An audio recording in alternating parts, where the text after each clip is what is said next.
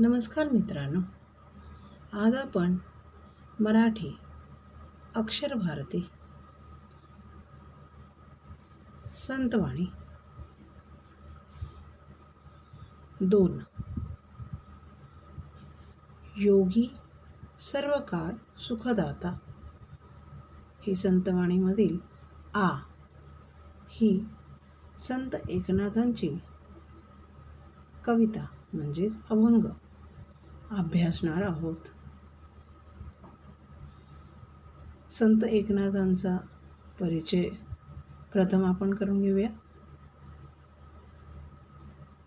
भागवत संप्रदायातील थोर संत कवी आणि 16व्या शतकातील महाराष्ट्राच्या सांस्कृतिक प्रबोधनाचे प्रवर्तक,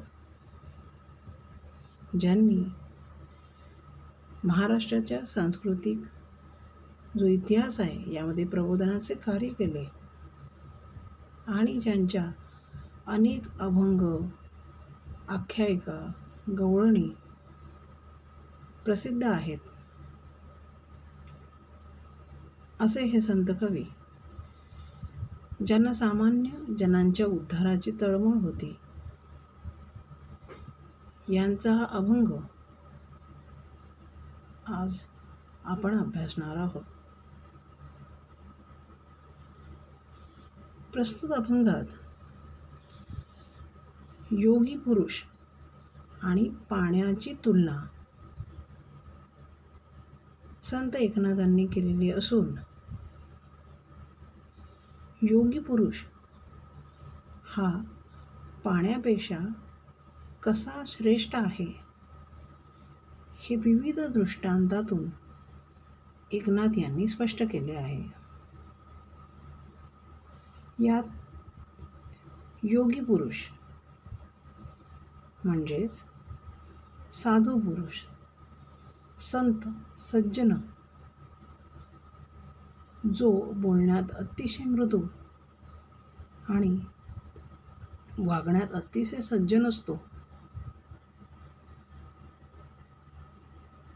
पर पाणी हे जरी जीवन याला म्हटले असेल तरी सुद्धा संत जनांसमोर पाणी हे शूद्र आहे हे ते पटवून देतात. विविध दृष्टांतातून म्हणजेच उदाहरणातून एकनाथांनी हे स्पष्ट केलेले आहे. संतवाणी इस कविता में आ योगी सर्वकाल सुखदाता जो एकनाथ इन्होंने लिखी है, ये भागवत संप्रदाय के एक महान थोर संत कवि है, जिन्होंने जो सारे अभंग लिखे हैं वो बहुत ही ज़्यादा प्रसिद्ध है. हम प्रस्तावना देखते हैं. इस अभंग में योगी पुरुष और पानी, इन दोनों में अगर हम डिफरेंशिएट करें, सोचे कि कौन ज़्यादा अच्छा है, तो हमें योगी पुरुष को ही अच्छा मानना पड़ेगा. यह एकनाथ अपने दृष्टांत से, मतलब उदाहरण से, एक्सप्लेनेशन से हमें बताते हैं.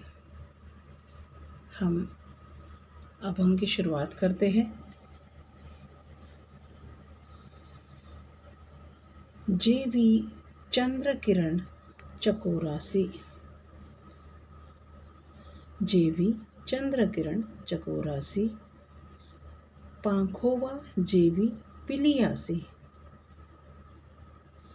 जीवन जैसे का जीवासी, तेवी सर्वांचे मृदुत्व. ज्याप्रमाणे चंद्रकिरण चकोर पक्षाला महत्त्वाचे असते,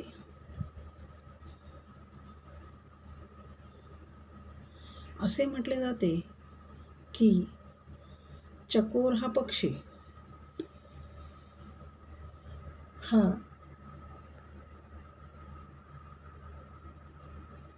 फक्त चंद्रकिरणावर अवलंबून असतो.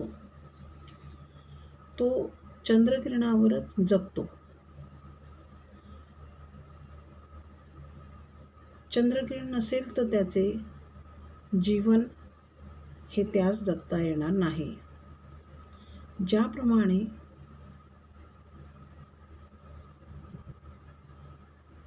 पक्ष्यांचे पंख हे त्यांच्या पिल्लांसाठी असतात. तुम्हाला माहीतच असेल मुलांनो की पक्षी आपल्या पंखामध्ये मुलांना ऊब देऊन मगच त्यांना खऱ्या अर्थाने जीवन जगण्यास तयार करतात. जीवन जैसे जीवासी. जीवन म्हणजे पाणी. जीवन, पाणी हे दोन्ही समानार्थी आहेत. तर जीवासी म्हणजे इथे लोकांसाठी ज्याप्रमाणे पाणी आहे, पाण्यावाचून आम्ही जगू शकत नाही, त्याप्रमाणे सर्वांचे मृदुत्व.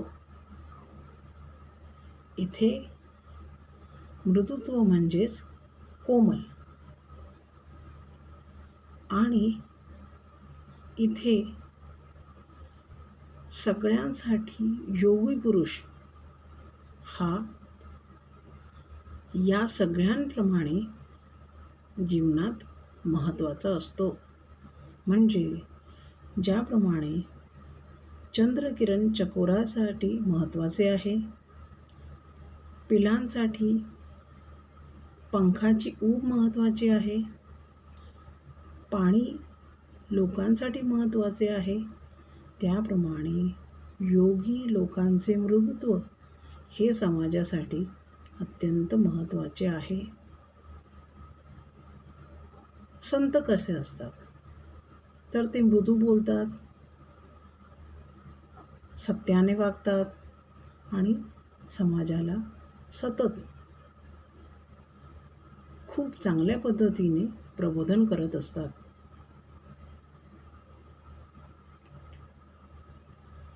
बच्चों, पहले 2 पंक्ति का अर्थ हम जानते हैं. जेवी चंद्रकिरण चकोरासी. जिस प्रकार चकोर इस पंछी के लिए चंद्र किरण ये बहुत ही ज़रूरी है. माना जाता है कि चकोर ये पक्षी चंद्र किरण पर जीवित रहता है. जिस प्रकार पंख हुआ,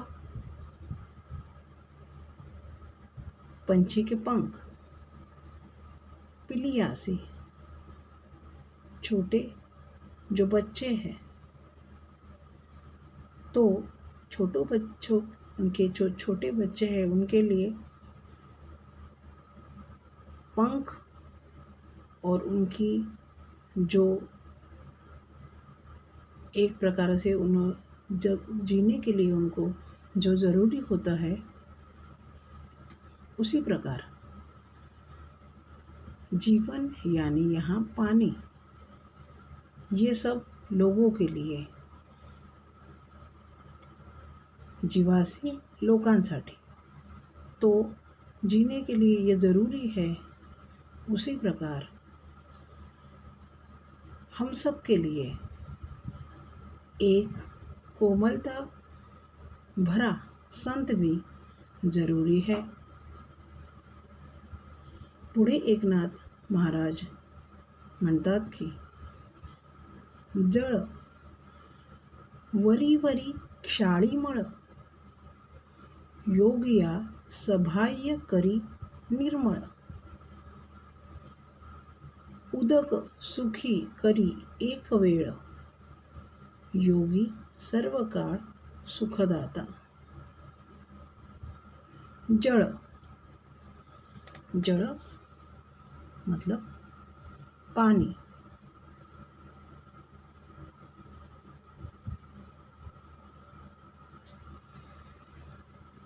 तो जळ वरी वरी,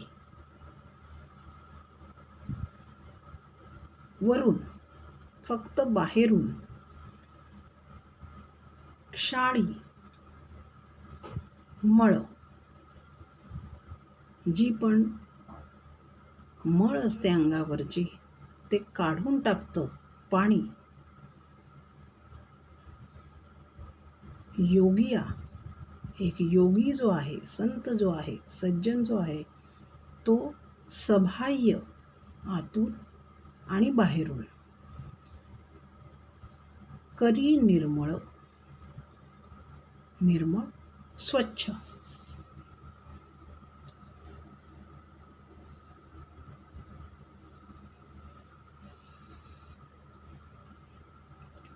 तर ज्याप्रमाणे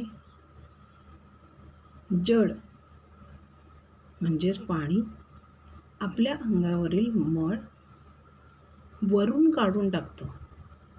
आपल्याला वाटतं आपण शुद्ध झालो, पण संतांचा सहवास जर असेल तर त्यामध्ये आपल्याला अंतर्बाह्य म्हणजे आतून आणि बाहेरून ते निर्मळ करतात.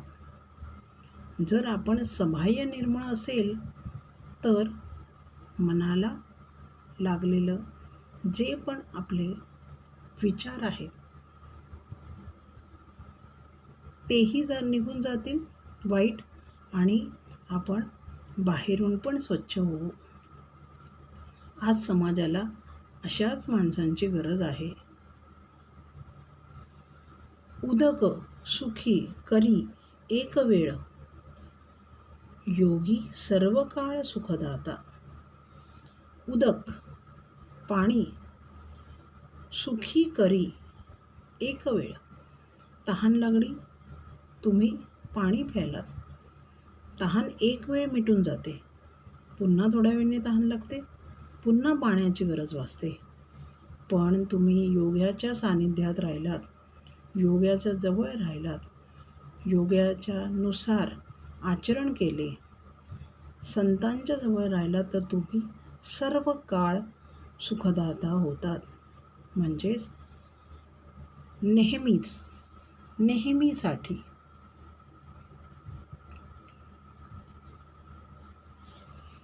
सर्व काळ तुम्ही सुखी व्हाल. आपलं जे पण जीवन आहे यामध्ये तुम्हाला फक्त वरून स्वच्छ व्हायचं आहे की आतून स्वच्छ व्हायचं आहे? तुम्हाला एकदा तहान भागवायची आहे की सर्व काळ सुखी व्हायचं आहे? हे मुलांना आपण ठरवायचे आहे. संत एकनाथ महाराज कहते हैं कि जिस प्रकार पानी हमारे जो भी शरीर है उसमें से जो भी गंदगी है, मड़ गंदगी, वो निकाल देता है. शाड़ी निकालना.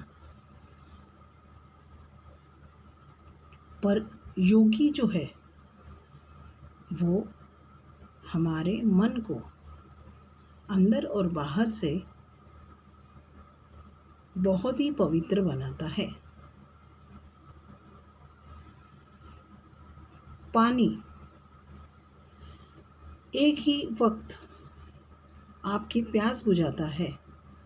हर बार प्यास लगती है तो हर बार पानी पीना पड़ता है, पर योगी हमेशा आपको सुख देता है.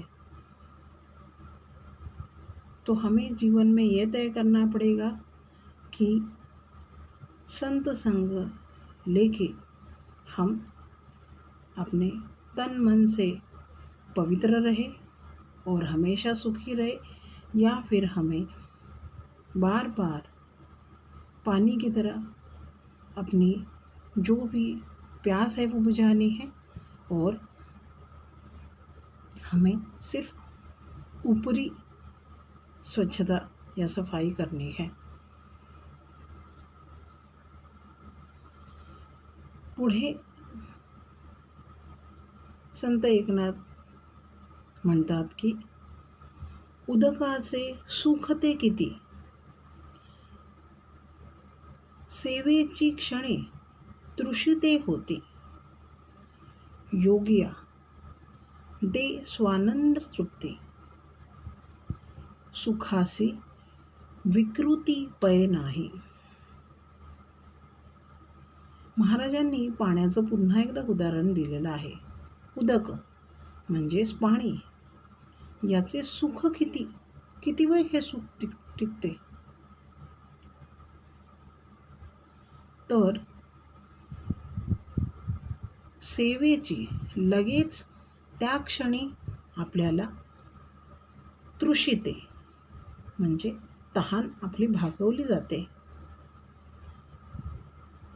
पाण्याचं महत्त्व हे खूप जास्त आहे, पण त्या क्षणी आपली तहान ही भागवली जाते. पण तुम्ही योगिया म्हणजेच संतांच्या सहवासात राहिला, त्यांच्या आज्ञेचं पालन केलं, तो तुम्हाला स्वानंद तृप्ती मिळते. स्वानंद तृप्ती म्हणजेच तुम्ही नेहमीच आनंदाने अंतर्बाह्य समाधानी होता. सुखासी विकृती पय नाही, आणि असे सुख हे विकृत नाही, म्हणजेच ते विचित्र असे सुख नाही, ते निर्मळ सुख आहे. संत एकनाथ जी हमें विविध उदाहरणों के साथ यह समझाते हैं कि पानी हमें सुख देता है, यह बात सच्ची है, मगर सेवेची क्षणी तृषिते होती. बस वो जो भी प्यास है, वो प्यास एक क्षण में हमारी पूरी होती है. मतलब पानी की आवश्यकता बार बार हमें लगती है, पर संत जो भी हमें उसकी ध्यान से, आचरण से, भाषण से जो भी आनंद हमें देता है, वो आनंद बहुत गहरा होता है. स्वानंद तृप्ति, हमें बहुत सारा समाधान उससे मिलता है. और वैसा सुख ये कुछ भी गलत सुख नहीं है, ये पवित्र सुख है.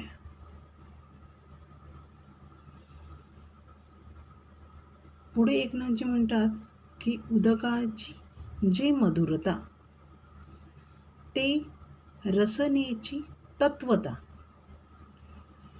योगियाचे गोडपण पाहता, होय निवविता स्वइंद्रिय. उदक हे अतिशय मधुर लागते, गोड लागते, ती आपली गरज आहे.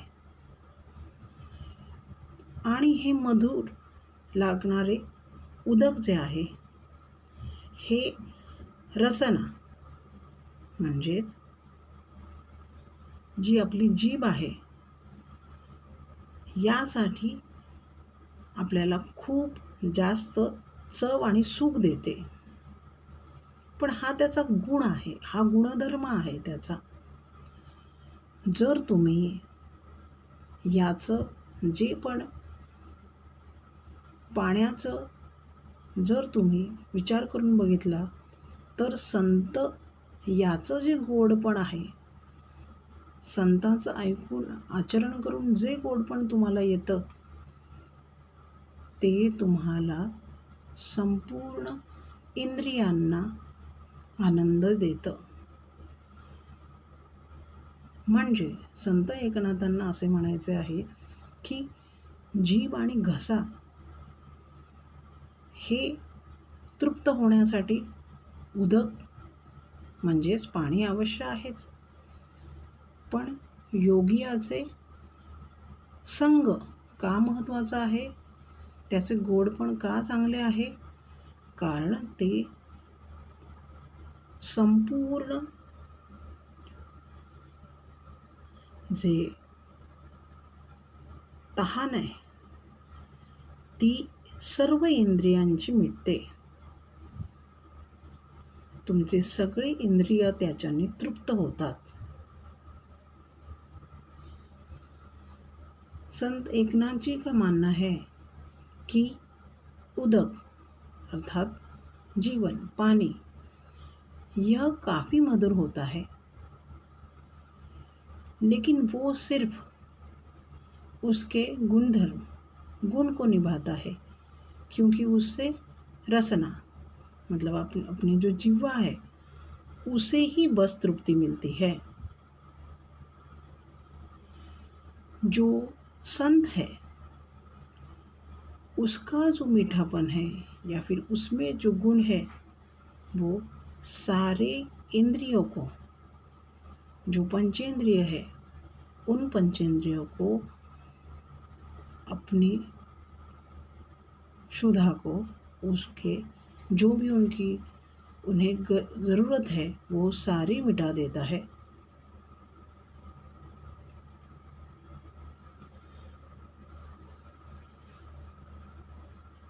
मेघमुखे अधपतन उदकाचे देखती जाण,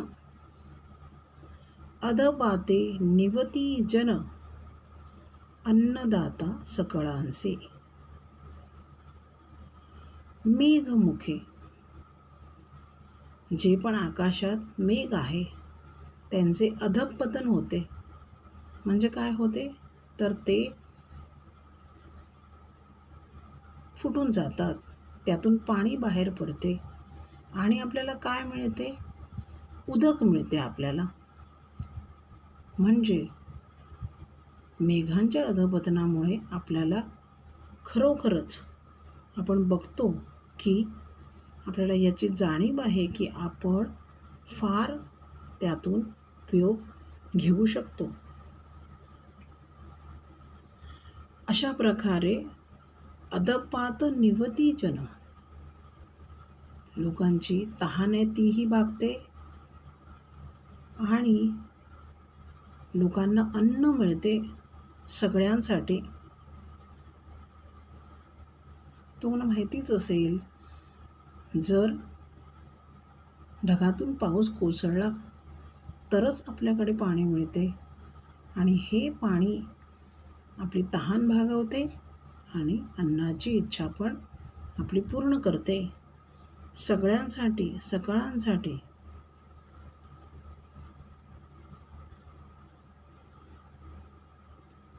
संत एकनाथ कहते हैं कि मेघमुखे अधपतन, मेघ जो भी बादल है उनका अधपतन होता है, वो मर मिट जाते हैं और हमें उससे पानी मिलता है.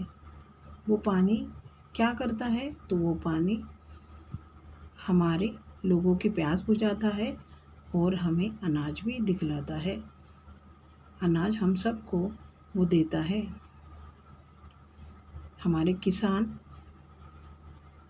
पानी की वजह से ही अन्न इस ज़मीन पे, धरती पे पैदा कर सकते हैं.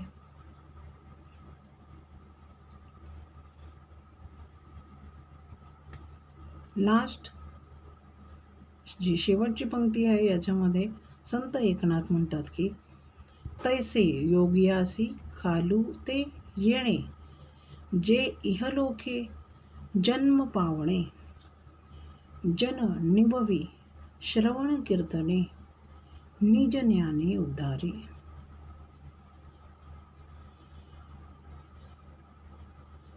त्याप्रमाणे योगी जेव्हा जन्म घेते, योगिया खालू ते येणे म्हणजे योगी जेव्हा पण जन्म घेतो, इहलोकी जन्म पावणे, जेव्हा जेव्हा तो या धर्तीवर जन्म घेतो, आपल्याकडे तो जन्म पावतो, त्याच वेळेला त्याच्या श्रवण कीर्तनाने आपली सगळ्यांची तहान भूक भागते. तो निज ज्ञान उद्धारतो, तो आपला उद्धार करतो, आपल्याला पवित्र करतो, चांगला मार्ग दाखवतो, चांगली दिशा दाखवतो. हे त्याचं काम आहे. संत एकनाथ अपने जो अंतिम चरण है उसमें कहते हैं कि जिस प्रकार मेघ धरती पे आके अपना काम करते हैं, योगी क्या करता है, वो भी खालूते येणे, मतलब वो भी इस धरती पे जन्म लेता है. यह लोग मतलब जहाँ लोग पृथ्वी, ये जो पृथ्वी है उस पे वो जन्म लेता है और सारे जन को वो अपने श्रवण कीर्तन भक्ति इससे उनकी प्यास बुझाता है. निज ज्ञाने उद्धारे, वो अपने ज्ञान से लोगों का उद्धार करता है. और इसी तरह से संत एकनाथ ये चाहते हैं कि हम भी ये समझे कि पानी तो जीवन है ही, पर इस जीवन में सबसे बड़ा पुण्य अगर किसी में है तो वो अपने साधु, अपने संत को मानना है और उनके साथ अपना जीवन गुजारना है. नमस्कार.